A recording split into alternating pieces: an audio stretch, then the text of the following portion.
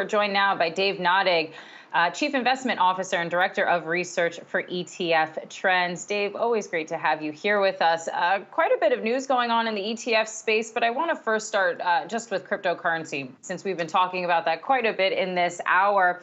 What is the latest right now on some of those cryptocurrency ETFs? It feels as if everyone has been chomping at the bit, waiting for the ability to get involved, especially since right now we have none here in the United States, only the one in Canada. What is the latest happening there? Is an ETF in that space going to be coming available soon? What are you expecting that interest to be?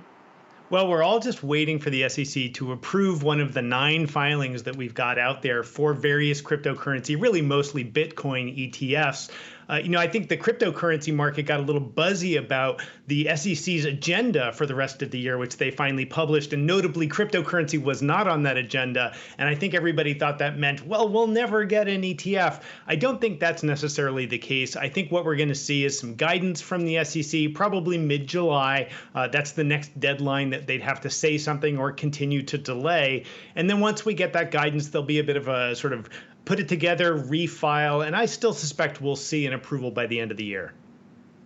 What if you, again, want that exposure to the space but can't get it in the form of an ETF right now? What are you seeing some clients do?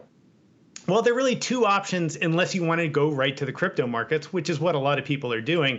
If you want to stay on the exchange traded side of things, you've really only got 2 options. You've got the so-called the pink sheet trusts, as I call them, things like GBTC, the Grayscale Bitcoin Trust. Those are subject to big premiums and discounts as people trade them. So in general, I don't recommend those because trading them can be so difficult.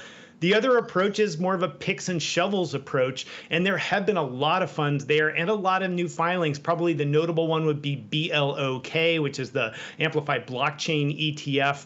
With a fund like that, you're getting companies related to the industry, and you're getting firms that put Bitcoin on their balance sheet, like MicroStrategy, which y'all talk about fairly frequently here. But you're not getting that direct Bitcoin exposure. So you kind of got to go either directly into the crypto markets, the pick and shovel approach, or something like GBTC.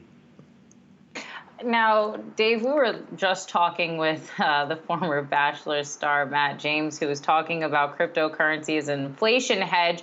I'm not going to necessarily ask if you think Bitcoin is a good inflation hedge, but inflation has been something that we've been talking about quite a bit lately. We've got the numbers from the PPI, the CPI last week accelerated. As you're looking at it, how should investors, as they're looking at some ETFs out there, how should they best create some kind of inflation hedge?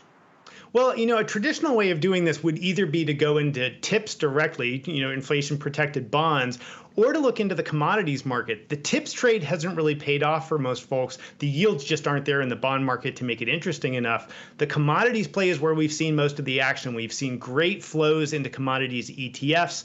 I'll highlight one there, PDBC from Invesco.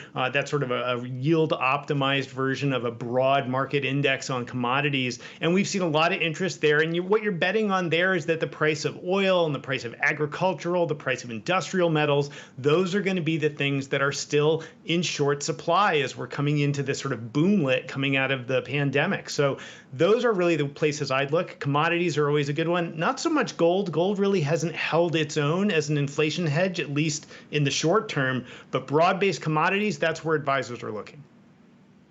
And I guess congratulations are in order, Dave, because big news in the ETF world. You got 4 mutual funds converting to ETFs. This is from Dimensional Fund Advisors. Tell us a little bit about that and the thinking behind the conversion.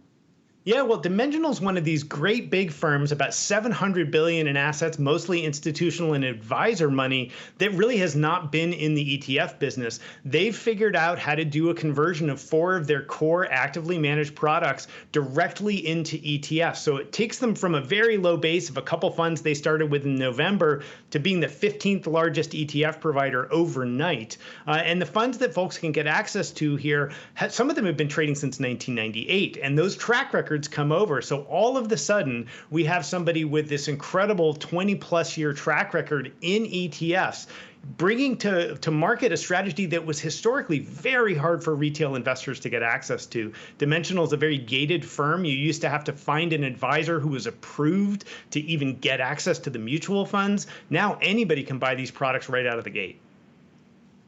Curious to know what you see as the broader impact, and if you see, other funds following suit with these conversions. Yeah, I think we'll see some interest. There are some problems doing this. It's difficult to do this if your mutual fund is in a lot of 401k plans. 401k plans need to be able to make these sort of small fractional dollar allocations. You put $300 into your 401k, you're not buying a share of something, you're buying fractional shares. ETFs don't trade that way. So it's been a difficult thing for people to figure out. Notably, the funds that have converted here from Dimensional weren't in 401k plans because they were tax managed funds, right? They were tax aware. The portfolio managers were being very careful not to throw off capital gains already. Now that they're in an ETF wrapper, that'll be even better. But as we look to future people to convert, I think we're going to have some problems with those big name brand funds because they're not going to be able to actually convert the 401k parts of those funds. Instead, I think we'll continue to see clone funds launched by firms like American Century or Gabelli or Fidelity, and that's what we've seen to date. So I think we'll see some conversions, but I don't think it's going to be a floodgate that has $1 trillion in it anytime quick. And I'm wondering if you could share with us where you're seeing big inflows right now. I know that the infrastructure trade was really big.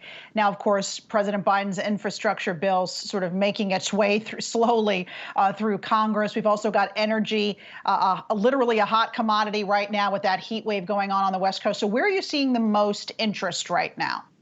Well, people are definitely wanting to stick into the equity market. I think where we're not seeing interest is in bonds. Nobody's really looking at that part of the market. Most of the flows are staying inside equity.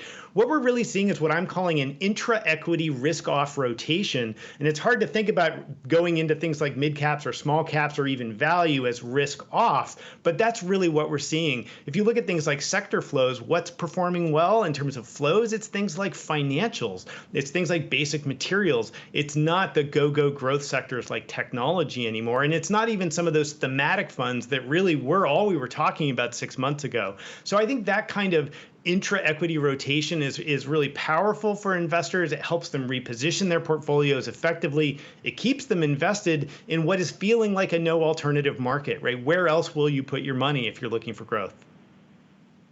All right, Dave Nadig, Director of Research and Chief Investment Officer for ETF Trends. Always great to have with you.